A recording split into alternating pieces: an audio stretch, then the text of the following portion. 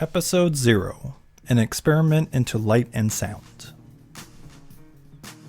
I honestly can't believe that this is actually happening after 2 years of talking about it. This is the first official podcast episode of That Buzzing Sound.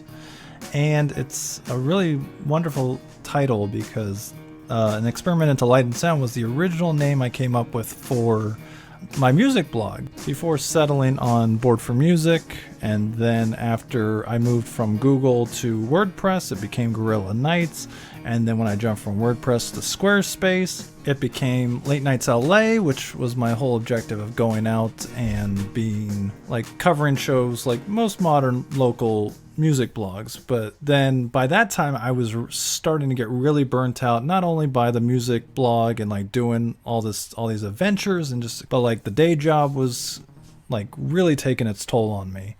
So like in 2016 I kind of walked away because, again, being on Squarespace with Late Nights, it was not ideal, because how can you really have a music blog where you're supposed to be covering everything happening at night, and like the whole objective was me going out at night.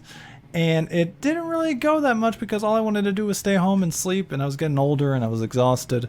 And by then I kind of felt like I had done everything. And then when I realized that I have this itch and it just wouldn't go away, in January of 2017, I got, let's play with a Tumblr blog, and I'll post all my favorite songs that I've been getting in my emails, because even though I may have stopped, my email that I complain about a lot in these first songs was fully stacked for like years. I had like over like a couple thousand unread emails, and I felt like if I had to do anything with my voice, I would try to put and showcase all these new kids, because that was one of my favorite aspects when I started blogging. Like at first, like Board for Music was mostly just songs that were trending, and I put them on a timeline.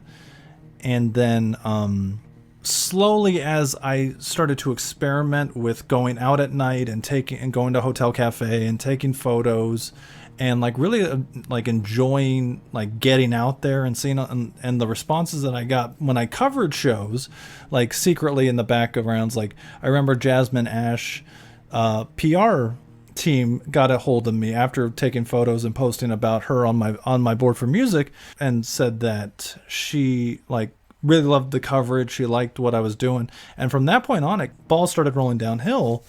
And I reached this point where I was like, I can do everything. I can cover shows. I can do music. Point of view of what I see in this crazy Los Angeles music scene, which was blooming at the time. And by the time that I decided, like when my Board for Music got pulled down from Google, because again, like I used to do like tags so I could get more views and like all these like different things to try to grease the pig, and it didn't work because it ended up getting pulled and destroyed one afternoon because of all the bad tags. And also my Twitter account, my original handle, got taken down. So like I felt like it was like the spring of 2012, everything got taken away from me. And I was just like, what should I do? I still am interested in doing this whole music thing, in which I came up with the idea of, let's say, I was just like angry. I was like, look, screw Blogger, screw all that, and let's go have some fun on WordPress. And going to WordPress was one of my favorite aspects. My website is still up. It's under Gorilla Nights, and again, I link to it all the time. And it basically holds a record of my entire life from 2012, my music life for that general, from 2012 to 2015, like the summer of 2015. And like it covers the entire chapter of me going out, because like I worked for this TV show, which is still on the air, called Entertainment Tonight, and its sister show, The Insider, which is no longer on the air. And during this time when I was working this day job, as I've spoken about before, again, like I'm assuming that you've been following along for the past 2 years. So everything that I'm saying hopefully has some sort of context. If you've read my first songs of the day, if you've been a part of this journey, I hope and pray that all this stuff kind of makes a little sense. If not, then I'll tell you a little bit about my background in a second. I was working for this TV show, and my career was booming, as I mentioned, in the first songs. And then I was also like going full steam ahead with the music stuff. Like my friend Carla was the assistant to our music producer, and like she used to like take me out, and she loved my ear because I had been doing the music blog for so long that she kept asking me for like who should I go see, and like what things are kind of inspiring. So I spent a lot of time with her, especially in those early days of 2012 when I was doing Gorilla Nights, going to all these shows, and we basically covered Alan Stone's like big rise during his like debut section. And like I covered a couple of it was like 3 days of shows that we covered for Alan, and it was so much fun. It kind of defined the next couple of years, because it was me, my friend Manny, who runs Pixie Sticks, so I always call him Pixie Sticks, and like we would go, like I made it a goal to go out every month. Every month I would go to a show, and that was my goal in 2011. So in 2011, I was going to a show every month. And then 2012, I was like, I can do it every other week. Like every 2 weeks, I'll go to a show. And because of all the requests I got, because of all the stuff that was popping, it turned into, I was out almost every night taking photos. And I love taking like guerrilla photos. That's the reason why the name of that site was called Gorilla Nights, is because I brought a point and shoot camera to all these concerts and just stood in the back of the room and took these very blurry, very like regular shots, like nothing like spectacular, like nothing that a DSLR can capture. And I took photos like of these moments, and I put them on Flickr. And at that time, Flickr was kind of like the Google search engine could grab them. So like I kept getting so much exposure just for my really bad blurry shots, because I was there and people wanted coverage of stuff that was there. And it was, those 3 years was crazy, because like I was just obsessed with going out, taking like photos and just like experience these shows. And I had so many great moments. And again, like because I was such a LA low bar, like people still found me. Like one of the, like I owe a lot to Chance the rapper, because he saw one of my Donald Glover reviews, and as I've spoken about before, and he retweeted it, and it gave me like the biggest pop I ever had in my life. And it was just like an experience, because like this whole world was like opening, like social media was becoming a big thing. I was recording concert videos, which a lot are still on my YouTube, and I would get like views because people went to YouTube and listened and watched everything, and got like, because everyone wants to be a fan, and being a fan now for any music artist is a lot easier than it used to be. And so much so that people are just like now in like little clicks, and it's really hard to gauge how like the middle ground of it all. But like, and there's pools everywhere, and you just gotta go find it. So by 2015, I had done 3 different South by Southwests. I had done so many adventures. Like I went to music festivals like FYF Fest, covered them like just for my small audience, and my audience has always been small, and I've always appreciated that, because like I kind of can just be myself, and I don't have to worry about like appeasing so many different people. And like, but like those adventures like defined my life. So like while my career was like taking off, as I've written, my music life was just like my nightlife was so much fun. And like going to the shows with Manny, going to the shows with Rob, going like to all these different places, just like being impressed by everything. And like it really defined my listening patterns and my just like my life experience, that like all these shows are now just part of my history.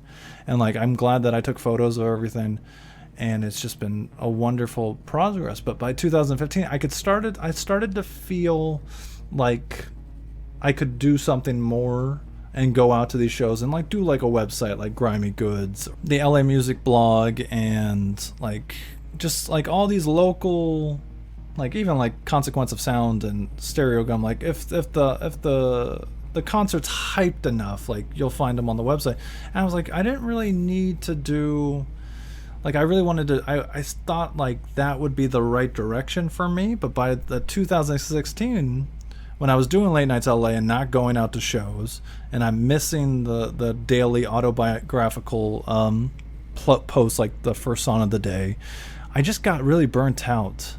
And like it was like right around Coachella 2016 that like I could like like I got sick because it was just like I started feeling sicker and like everything just like it wasn't fun anymore.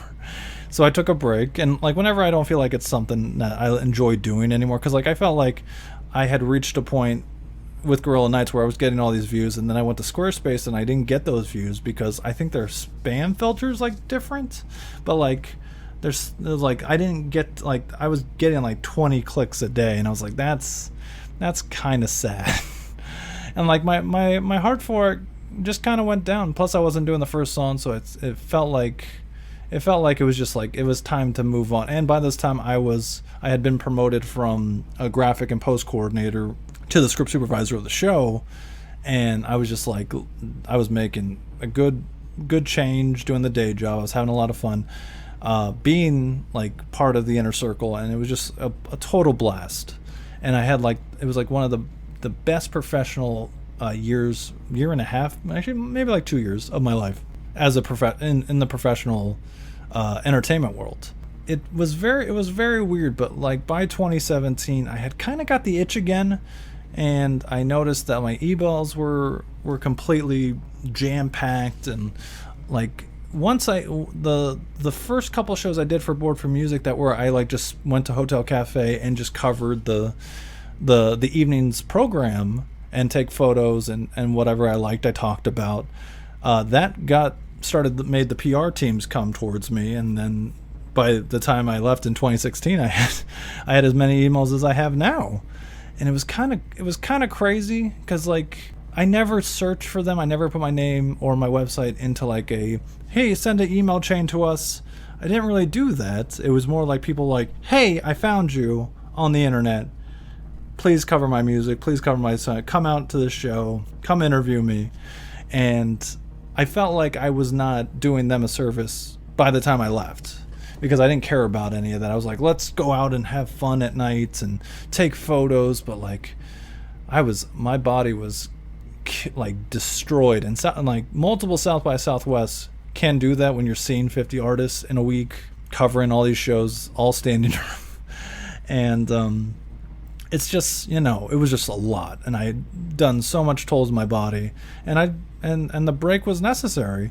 But in 2017, like a month before our show got canceled, even though it was like a sister show, so the show technically like got dissolved is the way I like to look at it. It was more of I started getting the itch again, so I was like, let me start a Tumblr, let me try and just like post stuff.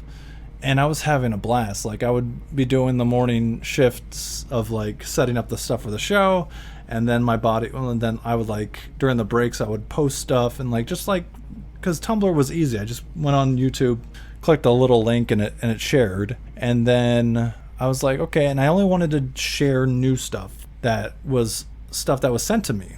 So my timelines became this entire chain of new music and new videos from all these wonderful PR teams.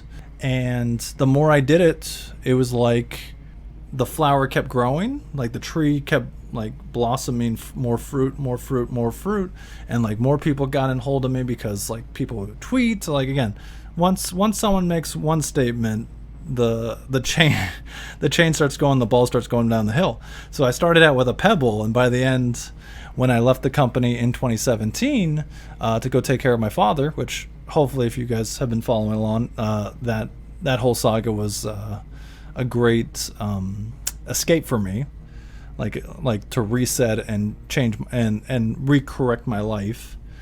And so I gave so much to the company, but during that time I started laying the seeds of what I wanted that buzzing sound to be, and I really wanted it to be an encompassing of what I loved about Board for Music, which was the new music, the new trending stuff, and then all the buzzworthy stuff that I get sent every day, and all the stuff I like, and all showcasing new artists.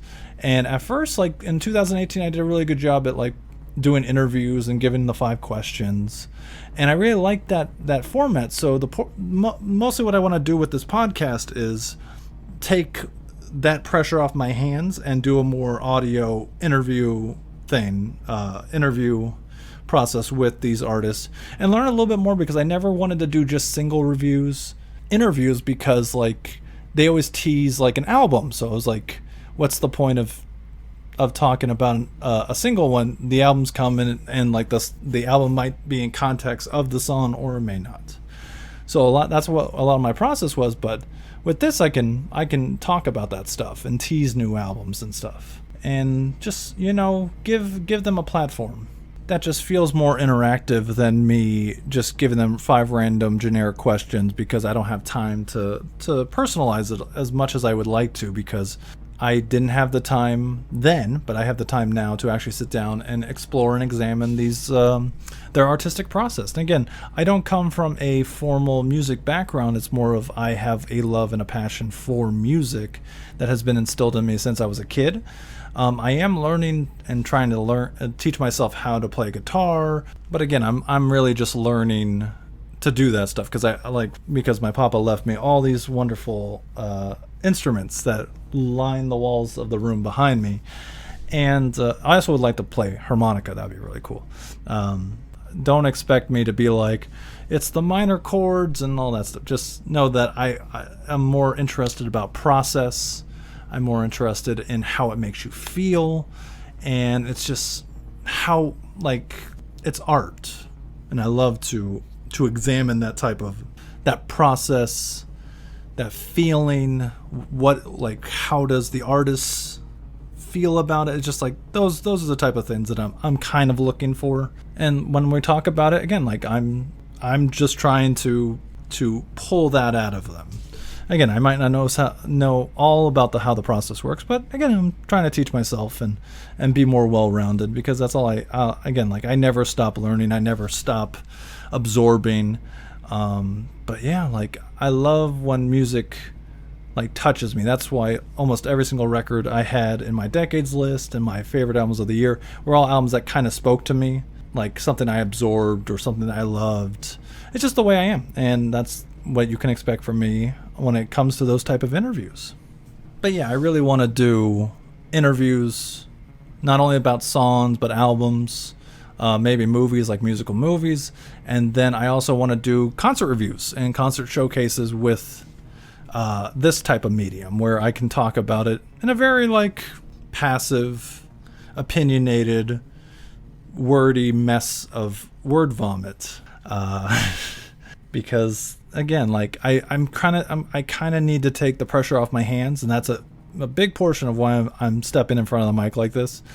I have such an insecurity about like my voice and like what I'm trying to portray. Like I've said 30 effing times in this, but you probably wouldn't notice that because I edited them all out. But yeah, it's just like I used to be a part of. When I worked at the company, I did do a couple of our directorial shoots, and I think I did 6 overall. The first one was a Walking Dead premiere, but I wasn't in front of the mic for that. And then from that point on, my old boss Jeffrey, who now runs Daily Mail Television, check your local listings, he trusted me absolutely to do these like interviews that would only be like in a program step, which is like a 15-second package in between the show that might be seen, might not be seen. It's just like I find it hilarious but again, like those are the type of things that I used to do, and I did them okay. I was always nervous. Like when I talk to people, I'm really nervous, but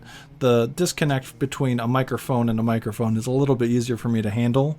But yeah, again, like it's something that helped transform me into a better interviewer. It helped, like, I owe everything to that company, and I will say that 100 times over, because again, like it made me a very well-rounded person who can do something like this. Like I'm not afraid of backlash. I'm not afraid of you not liking something. It's like I can brush it off. It's never a bad thing to help talented individuals up to a platform that deserve it. Like again, that's the reason why talent shows exist. That's why there's people who are embraced by our culture, our musical culture especially, deserve to be heard. And there's so much noise out there. There's so much white noise, and everything's convoluted, but we all have dreams. We all want to pursue them. And if I can use my small little platform of 150 or so people, so thank you for listening, and thank you for being a part of. See, it's really me. To hopefully be embraced by people all across the world, because again, it's not just U.S. And Los Angeles and New Yorkers who listen to who come to the site every day. It's UK, it's European, it's Australian, it's some people in Thailand occasionally, which always surprises me. But I'm just so grateful that you guys have been a part of this 2-year journey, and we're still growing. Like my goal is never to stay stagnant and be the same website over and over again. I actually love change. I always love like doing something new, like a makeover. Like the website is now black and white instead of white and black, and as you know, and I kind of like by doing things like that, it makes me more excited to portray and work and come to work every day, because like if you're doing the same thing every day and it's not showing results, it can get kind of tedious. And like, but again, like during that last chapter with Papa, it like I like my objective was not to be your curator, the one who stood in front of and every day and tried to give you 40 songs every day. And it's like I needed to be here with him, and I'm glad I did, because that was the most important. These were the 2 most important years I've ever been a part of. Not only for a website that I'm trying to turn into something really spectacular, but getting to spend time with the man who like took care of me and like blessed me with all these wonderful things.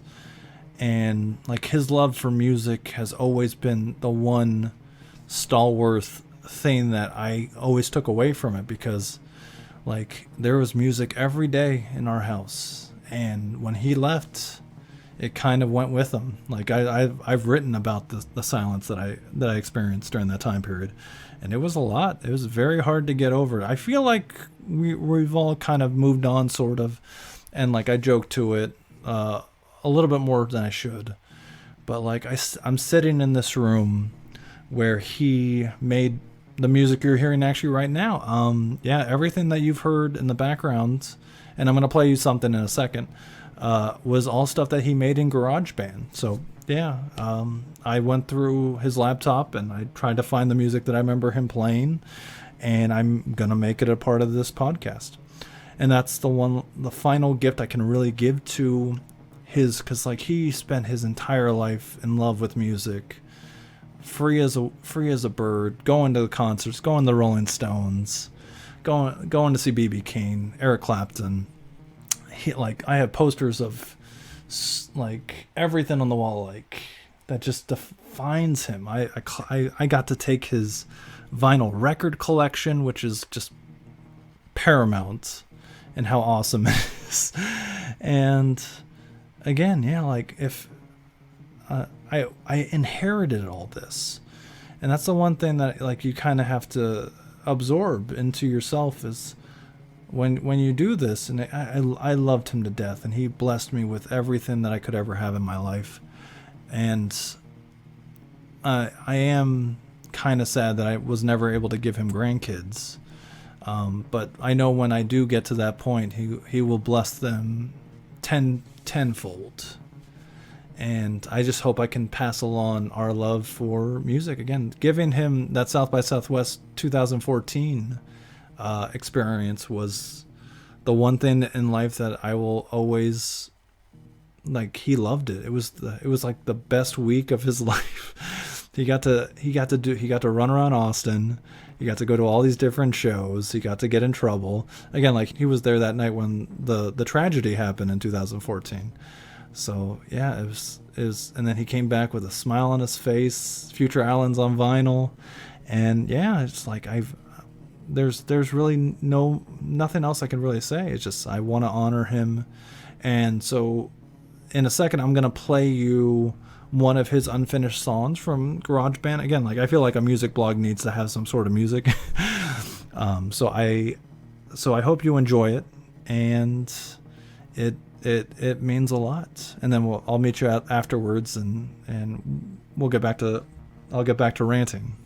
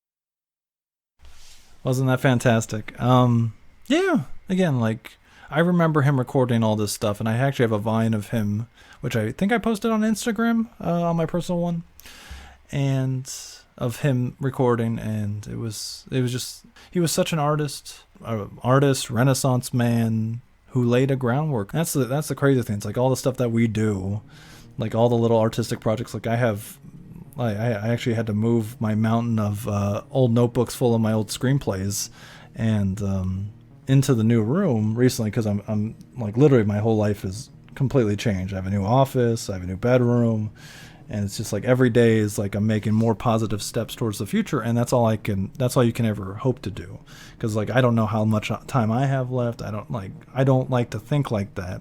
I like to think of everything as a day by day step.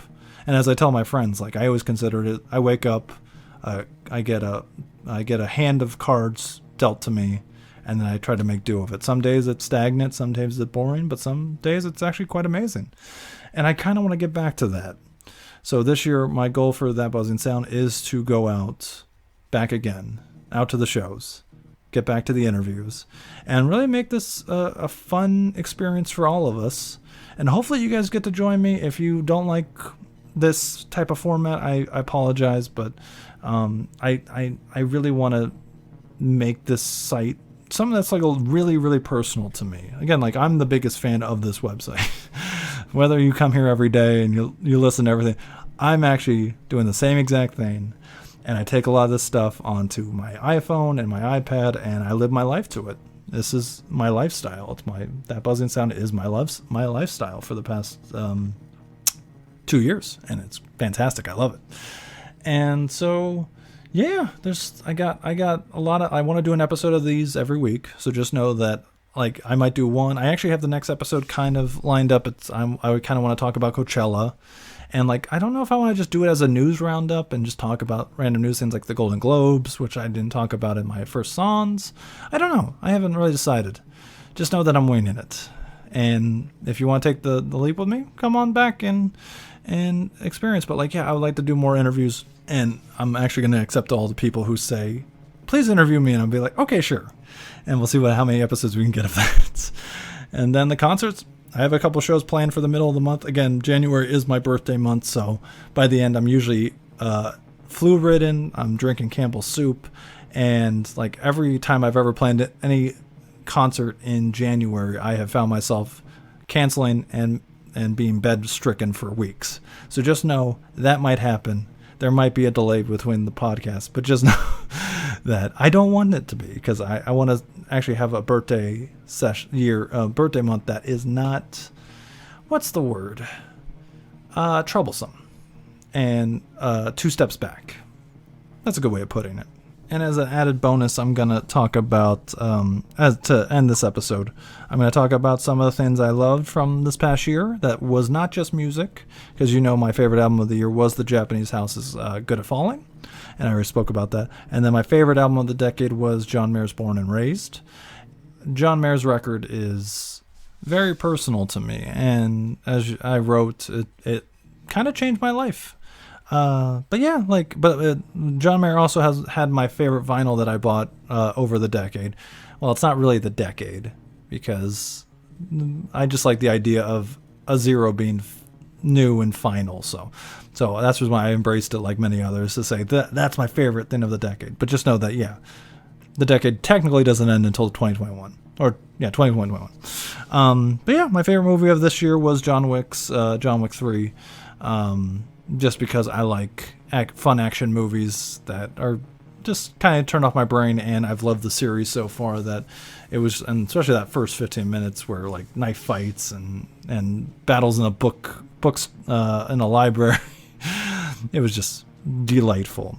My favorite vinyl of the decade was John Mayer's Continuum, and I got to see him perform it live at the Hollywood Bowl, because he never got to perform it during that time because he got recovering from his surgery. So he got to play it for the first time, and I fell in love with it during that time period. Bought the vinyl and didn't stop slow dancing in a burning room. Yeah, like I said, John Wick is my favorite film of the year. My favorite film of the decade is actually Captain America: Winter Soldier. I've watched it. I remember watching it like 20 or 40 times when I got it on Blu-ray, and it was just like the Russo brothers made an amazing like comic book film that felt very real life. I love it, and I still remember that it's one of the only Marvel movies to get a 10-minute or 10 to 15 minute preview online before, because they like the confidence wasn't there. But after watching that 10 to 15 minute preview, I was sold. I was like, yeah, I'm totally in. But yeah, that was my favorite film of the decade, which is strange because it's a Marvel movie, and that kind of defined our decade. Seeing how I watch a lot of anime, my favorite anime of the year was Vinland Saga, and my favorite show of the decade was Mob Psycho 100, just because it was just very well rounded, and like it's beautiful. It has a heart. The action scenes are kind of funny because like you think it plays out like you think it's going to, and then they just go, nope, we're not going to do it like that.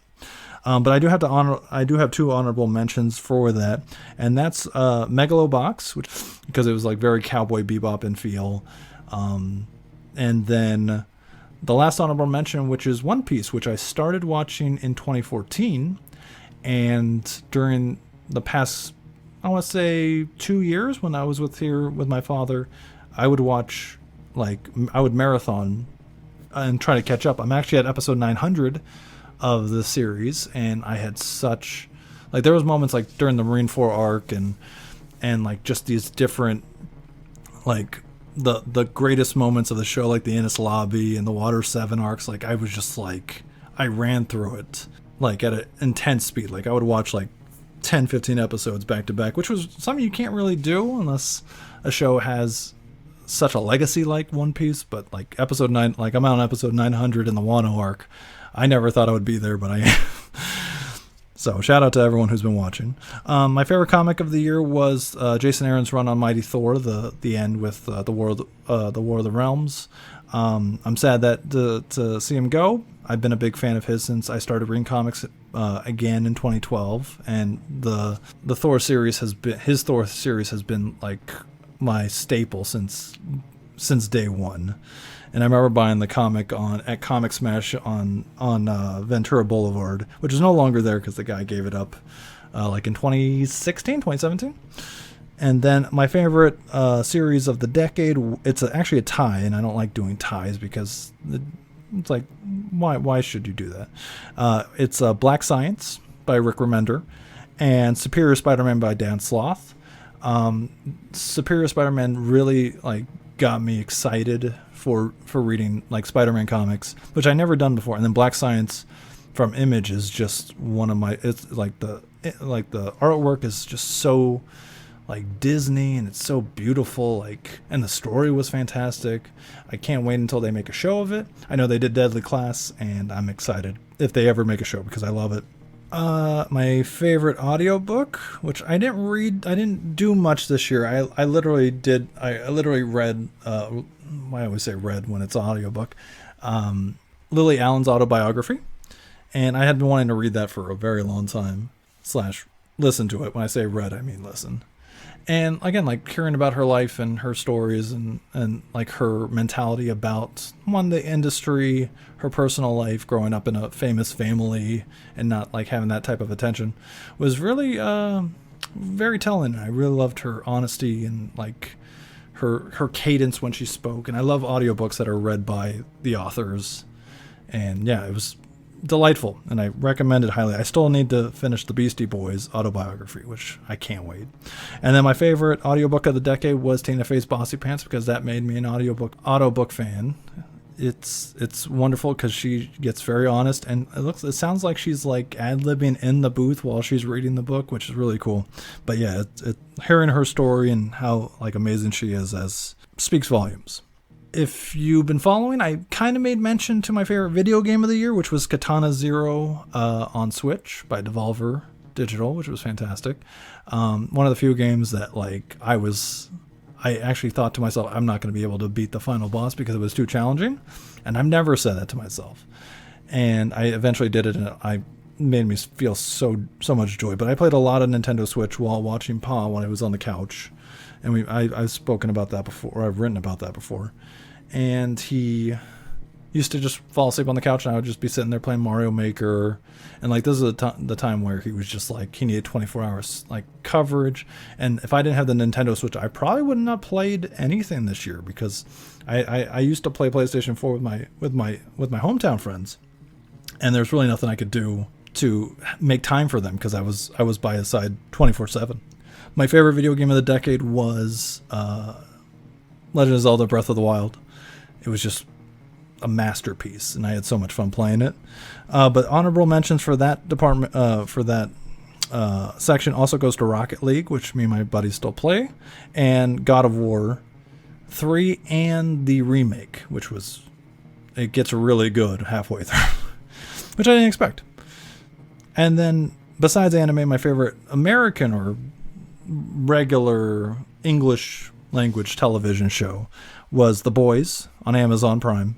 Go watch it. It's so much fun, and it's one of those shows that like hooked me, and I marathoned that show for, I want to say, like 7 of the 8 episodes. And then my favorite TV shows of the decade is, again, also like, it was really hard to decide, but comedy, it was Happy Endings, the old ABC show, which got better with time. I watched it recently on Hulu, and like the jokes just hit way more than what they did back in the day. And I love the show. I remember writing about and like putting GIFs in all my first songs about my reactions to those episodes. And then Sherlock, BBC Sherlock, written by Stephen Moffat and Mark Gass, was the reason why I got Netflix, hands down. The reason why I have a Netflix account is because I didn't want to spend $40 on season 1 of 3 episodes of Sherlock. And honorable mention goes to Doctor Who, because I became a fan during 2012. During my year of transformation, I watched Doctor Who when I came home from work every day. And I watched 2 episodes every night while eating animal crackers and drinking milk. Not very healthy. That has obviously hurt my body more ways than I would like to. And then, I fell in love with because my entire life people have been telling me, you need to watch Doctor Who, the revival as of 2000, when the show got revived. They was like, you need to watch Doctor Who. And it's like, I'll get there. That's what I used to say. And then I sat down and I watched The End of Time, part 1 and 2, which is David Tennant's last episode, the Christmas special. And I was like, show's effing amazing. And then I started with Matt Smith. So I was watching Matt Smith's series, catching up with Matt Smith's series while watching the Tenet stuff. And it was just like, I was obsessed. If you read those posts, I was obsessed. And so again, a lot of Stephen Moffat in my favorite TV shows, because that's what I used to watch. And that kind of puts everything to bed. Again, this is just an introduction to get you to know me. And hopefully you enjoyed listening. Hopefully it wasn't too crazy. I kind of want to use better words for describing things, but again, like I'm not the most articulate person in the world. So again, like I kind of want to use this platform to introduce you to a bunch of new artists that deserve some notoriety, and that's all you can really hope for. The next episode will probably be a news roundup, and it should be up by next Sunday. I kind of want to put these out either Sunday or Tuesday, and I love Tuesdays because that's the day I like to post everything, because everyone's back from the week, everyone's like looking for something. So just more often than not, again, I kind of rushed and edited this and put this all together on Monday night so it could be ready for Tuesday. And that's why there wasn't a buzzworthy portion of today's session. And again, like I'm not doing the Twitter roundup of all the names, because that just destroys my hand. So yeah, again, if you're not tuned into my website, you're going to miss out on a lot. But yeah, again, like I'm trying to get the ads back. I'm trying to do all this different other stuff. So yeah, it should be fun. I'm quite excited for the future. And again, we're going to do this every week. I might have guests. I might not. I might do concert reviews. But yeah, I kind of want to make this kind of special for us. So thank you for joining. If you are interested, and you want to follow along, this podcast is available everywhere you stream, including Spotify, Apple Music, SoundCloud, and I'm hosting it on Anchor FM. So if you are interested in that, just know that that's where the host is. Again, everything that you heard from my father, the Garage Band on Apple. Yeah, but thank you for joining me. Hopefully this worked out. If it didn't, I apologize, and I'll do better next time. As the quote on our old office door used to say, we'll make better mistakes tomorrow. So thank you for joining me. Enjoy the day, and enjoy the week of music. Thanks.